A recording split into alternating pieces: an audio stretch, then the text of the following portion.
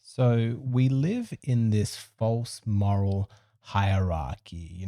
Feminism and women push the idea that men are these base, unevolved creatures, whereas women are morally superior. And this conclusion, which we're all just meant to swallow as though it's a self evident truth, it's sort of held up by a lot of very flimsy pillars. And one of them is this notion that, well, men are violent. Look how often men start fights, how they start wars, not like women. Women are peaceful. And this framing as men are the violent ones, it's what gives women this de facto victim status in our culture, and that men are always abusers because we're just meant to swallow this assumption. But it's absolutely not true that women are not violent. They're just better at disguising their violence, at outsourcing their violence in such a way that gives them plausible deniability. That's what I'm going to explain in this video, because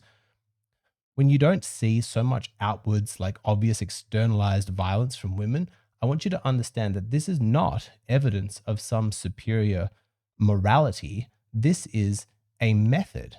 The way that a woman implements violence in her life, that is a pragmatic choice. It is a strategy that she is employing. Morality has nothing to do with it. The real question that we should ask is not whether or not women are less violent than men. The question is, are women less aggressive? Okay, so what is aggression? It's a desire to inflict harm upon somebody who you perceive to be against your interests, like an enemy. And from that perspective, you can see that violence is just one potential method that you could be aggressive to somebody else. So even if there are more men who are getting involved in fights, that does not in any way mean that men are more aggressive than women. It just receives a lot more attention, because it serves this purpose of shaming men and painting women as victims. But if you look at the methods that women use to actually display their aggression, you'll see that women and girls are extremely aggressive. Ask any school teacher what demographic is giving them the biggest trouble when it comes to bullying, and you'll see that it's always the girls that are mentioned. The social exclusion, the ostracization, the reputation destruction. Social media bullying is an art that has been perfected by women. Like, they're constantly aggressive at each other, and this aggression festers and lingers, and it becomes about loyalty and emotional blackmailing each other. It's extremely dark. Women are very, very aggressive. And you'll see that this is why there's research that women often don't get on with other women in like the workplace, why there's so much interpersonal conflict in workplace settings, why you can look this up too. Women will say that they prefer to have a male boss rather than a female boss, so much for feminism. And it's also not true that there's never violence as well. What you see from women is a very calculated, opportunistic violence, because they're not going to use physical strength and physically attack somebody if they think that there's a chance that they're going to lose that fight or they're going to get hit back. But look at the situations where women do actually engage in physical violence, and you'll notice there's a very consistent theme. It's that they'll strike and they'll lash out physically when they don't think that it's going to come back and hurt them. So if you look at non-reciprocal partner violence, that's an instance where one person in the relationship is physically striking the other, but the other person is not hitting back. 70% of the time, it is a woman who is doing the striking. Now, isn't that interesting?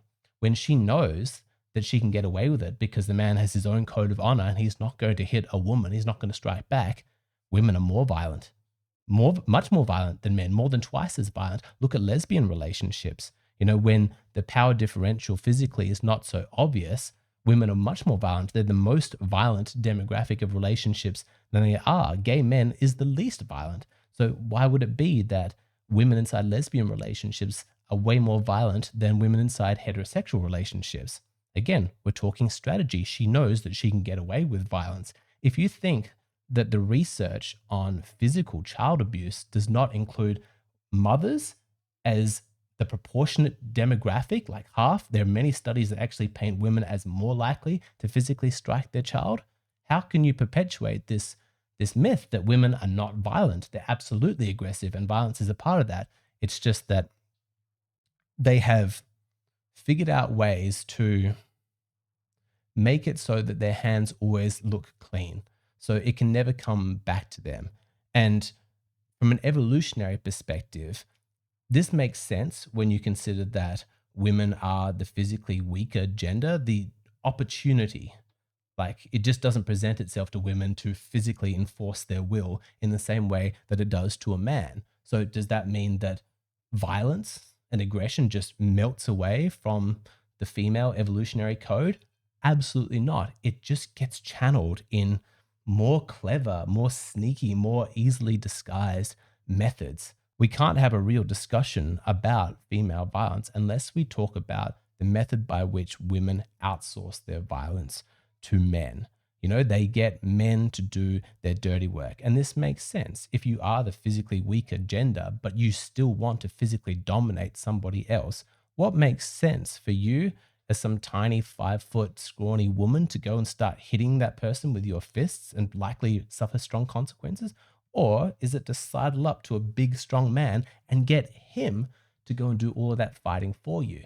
This is the damsel in distress method. This is a strategy every woman is aware of. Not all of them engage in it, but a lot of them will have experimented with it in childhood because they will have noticed that their parents take violence from brothers towards sisters way more seriously than the other way around. And so she would like to pick more fights with her brother, but he's physically stronger than she is. And so when she wants to be aggressive, when she wants to show aggression and be aggressive towards him, what she does is she screams out in pain, or she runs to mum and dad and says, he's hurting me, he's picking on me, he's not playing fair. And so the parents go and intervene physically on her behalf. You know, she has outsourced her violence. And you see this in adult context when a woman will activate a mob, like, or like her boyfriend. She's like, hey, that man just like touched me inappropriately. He looked at me weird.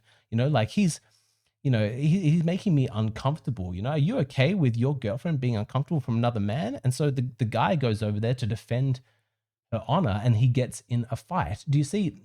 To claim that it is the boyfriend that is the violent one is not factually incorrect, but it's misleading if that's all you talk about. There was violence that was initiated by her.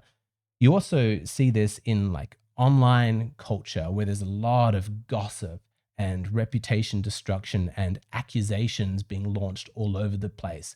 You know, women will use this dehumanizing language to create these high stakes, emotionally charged environments. Now, this is not directly violence, but it is designed to create an environment where violence is the likely outcome. When women are consistently throwing accusations and insults at a particular person or a group of people, what they are doing is they are signaling to other men, hey, this is a worthy target. If you want my approval, you know, if you want to stand up for women, these are the people that you should go after. It is an indirect form, an invitation to violence.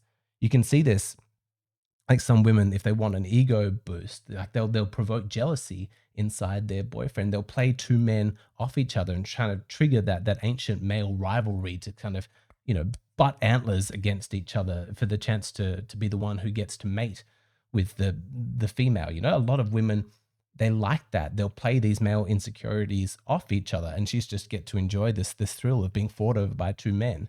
And of course, the biggest thing that we need to discuss is the government, the state. Okay, so what is a government other than, you know, a democratically elected cartel of violence, essentially? You know, you've got like nice, you know, ways that we dress it up with like the legal system and courts and due process and things like that. And, you know, everything that we do, like child support and taxes, it all sounds like it's this harmless thing that's been, you know, somewhat agreed to implicitly by the social contract. I don't want to get too political here, but if you ever step outside of these laws, you quickly discover that underpinning the whole foundation is violence. You know, like if you don't pay your child support, police will turn up at your door and they'll demand that you pay. And if you don't pay, they will take you to jail. If you resist arrest, they will physically strike you and restrict your movements. This is violence. Okay, so when a woman is seeking a court order or something like that against a man, understand she is employing violence in that instance. It's just that she's managed to shape the government and the state in order to serve her needs, her will. It's not a coincidence that the power and the scope of government has massively expanded over the past 100 years. And almost all of that expansion has been to increase the protections of women. In other words, to translate, to give them more opportunities to use violence against the people who they don't like or the demographics that aren't serving them enough. She's managed to create a system where men are fighting on her behalf constantly through the vehicle of the state. And so this is why the whole notion of women not being as violent as men is completely ridiculous. There's no moral superiority to be found here. This is not a matter of morality. This is just women being pragmatic. This is a strategy that they have employed so that they can keep their hands clean.